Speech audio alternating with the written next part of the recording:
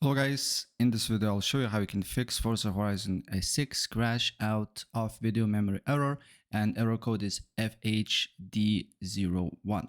So without further ado, let's get started. First of all, you need to go and look for system information, and then you need to look how much RAM do you have on your computer. In my case, it's 16 gigabytes of RAM. Then what you need to do here, you need to look for view advanced system settings. Then you need to go to advanced, performance, settings, then advanced, and then here you should see virtual memory change.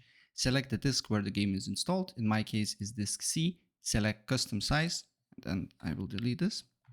And then you need to open up your calculator, and then you just need to multiply your RAM number. So in my case it's 16, for you it may be different, times 1024. And I will get this number here. So you need to paste the initial size. And then you need to multiply this number by 3 to get this number here. And then you need to put to the maximum size. And then just apply the changes, look, maybe restart your computer, look if the problem persists.